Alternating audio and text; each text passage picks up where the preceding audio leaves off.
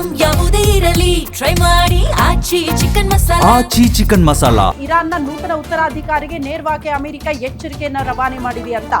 ಇದರ ಮಧ್ಯದಲ್ಲಿ Iran America ಯುದ್ಧದ ಭೀಕರತೆ ಜಾಸ್ತಿ ಆಗ್ತಾ ಇರೋದ್ರಿಂದ ಜನರಿಗೆ ಪ್ರಾಣ ಸಂಕಟ.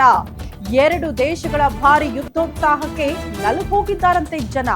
ಬಹುತೇಕ ತೈಲ ಘಟಕಗಳ ಮೇಲೆಯೇ ದಾಳಿ ಆಗ್ತಾ ಇದೆ ನಿರಂತರವಾಗಿ.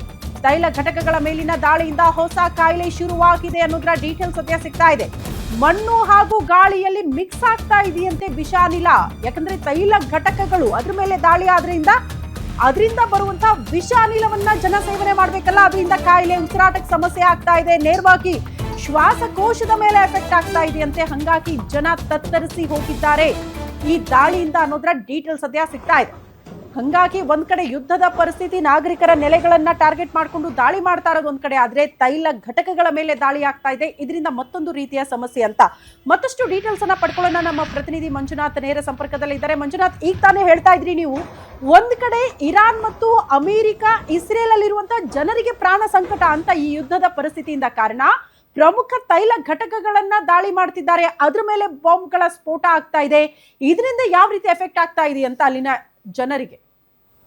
ಶ್ರುತಿ, ನಾನು ಆಗಲೇ ಹೇಳಿದಾಗೆ ಒಂದು ಕಡೆ ಕ್ಷಿಪಣಿಗಳು ಕಟ್ಟಡಗಳ ಮೇಲೆ ಬೀಳ್ತಾ ಇದ್ದಾವೆ, ಕಟ್ಟಡಗಳು ಧ್ವಂಸ ಆಗ್ತಾ ಇದೆ. ಅದರಿಂದ ದಟ್ಟವಾದ ಹೊಗೆ ಇರ್ಬೋದು, ಜೊತೆಗೆ ಧೂಳು ಸಹ ಇಡೀ ಏರಿಯಾಗಳನ್ನು ಆವರಿಸಿರ್ತಕ್ಕಂಥದ್ದು. ಹೀಗಾಗಿ ನಾವು ಆಗಲೇ ಹೇಳಿದಾಗೆ ಕ್ಷಿಪಣಿಗಳ ನೇರ ದಾಳಿಯಿಂದಾಗಿ ಅವಶೇಷಗಳ ಅಡಿಯಲ್ಲಿ ಸಿಕ್ಕಿ ಅಲ್ಲಿನ ಜನಸಾಮಾನ್ಯರು ಸಾವನ್ನಪ್ತಾ ಇದ್ದಾರೆ. ಆ ಧೂಳು ಮತ್ತು ಈ ವಿಷಾನಿಲವನ್ನು ಸೇವಿಸಿ ಸಾಕಷ್ಟು ಜನ ಆಸ್ಪತ್ರೆಯ ಪಾಲಾಗುವಂಥ ಒಂದು ಪರಿಸ್ಥಿತಿಯಲ್ಲಿ ನಿರ್ಮಾಣ ಆಗಿದೆ.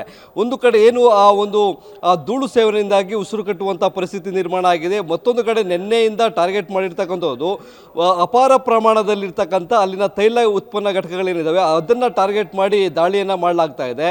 ಅದರಿಂದ ಹೊರ ಬರ್ತಾ ಇರ್ತಕ್ಕಂಥ ವಿಷಾನಿಲ ಗಾಳಿ ಮತ್ತು ಮಣ್ಣಿನಲ್ಲಿ ಬೆರೆತು ಹೋಗ್ತಾ ಇದೆ. ಹಾಗಾಗಿ ಅಲ್ಲಿನ ಜನ ಒಂದು ರೀತಿಯಾಗಿ ಏನು ಉಸಿರಾಟದ ಸಮಸ್ಯೆ ಎದುರಾಗ್ತಾ ಇದೆ. ಆ ಒಂದು ಕಾರಣಕ್ಕಾಗಿ ಅಲ್ಲಿನ ಜನ ತತ್ತರಿಸಿ ಹೋಗಿದ್ದಾರೆ.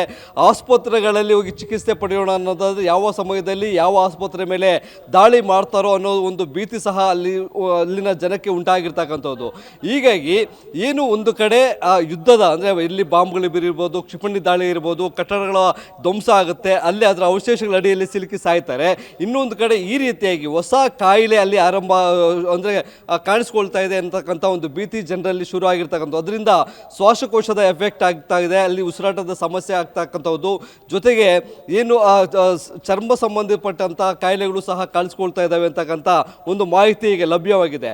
ಇಲ್ಲಿ ಏನು ಈ ಒಂದು ಯುದ್ಧವನ್ನು ಕದನ ವಿರಾಮವನ್ನು ಘೋಷಣೆ ಮಾಡಬೇಕು ಅಂತಕ್ಕಂಥ ಒಂದು ಒತ್ತಡವನ್ನು ಏರ್ತಾ ಇದ್ರು ಸಹ ಅಮೆರಿಕ ಯಾವುದಕ್ಕೂ ತಲೆ ಕೆಡಿಸ್ಕೊಳ್ತಾ ಇಲ್ಲ. ನಾವು ಇನ್ನೂ 6 ತಿಂಗಳ ಕಾಲ ಇಡೀ ಆ ಒಂದು ಇರಾನ್ ಪ್ರದೇಶವನ್ನು ಸರ್ವನಾಶ ಮಾಡಿ ತಮ್ಮ ಕಪ್ಪಿ ಮುಷ್ಟಿಗೆ ತೆಗೆದುಕೊಳ್ಬೇಕು ಅನ್ನೋ ಒಂದು ನಿಟ್ಟಿನಲ್ಲಿ ಒಂದು ದಾಳಿಯನ್ನು ನಡೆಸ್ತಾ ಇದೆ.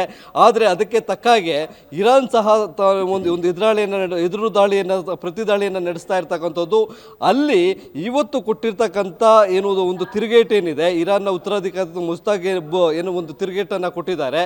ನಮ್ಮ ಬಳಿ ಈಗ ಸಿದ್ಧವಾಗಿರ್ತಕ್ಕಂಥ ಹೊಸ ಟೆಕ್ನಾಲಜಿಯ ಕ್ಷಿಪಣಿಗಳು ಅಥವಾ ಯುದ್ಧ ಅಸ್ತ್ರಗಳೇನಿದ್ದಾವೆ ಅದನ್ನೇನಾದರೂ ನಾವು ಈ ಒಂದು ಯುದ್ಧಕ್ಕೆ ಬಳಕೆ ಮಾಡಿಕೊಂಡ್ರೆ ನಿಮ್ಮ ಸೇನೆಗಳನ್ನು ನಾವು ಸರ್ವನಾಶ ಮಾಡ್ತೇವೆ, ಸೇನಾ ತುಕಡಿಗಳನ್ನ ಇರ್ಬೋದು ಅಥವಾ ಯುದ್ಧೋಪಕರಣಗಳಿರ್ಬೋದು ಇವೆಲ್ಲವನ್ನ ನಾಶಪಡಿಸ್ತೇವೆ ಅಂತಕ್ಕಂಥ ಒಂದು ತಿರುಗೇಟನ್ನು ಕೊಟ್ಟಿದ್ದಾರೆ.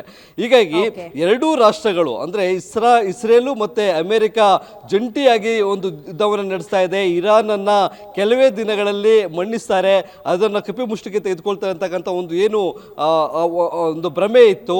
ಆದರೆ ಅದಕ್ಕೆ ಆ ಭ್ರಮೆಯನ್ನು ನಿರಾಸೆ ಮಾಡುವಂಥ ಕೆಲಸವನ್ನು ಇರಾನ್ನ ಒಂದು ಸೇನಾ ತುಕಡಿಗಳು ಈಗ ಮಾಡ್ತಾ ಇದ್ದಾವೆ ಅಂತಕ್ಕಂಥದ್ದು.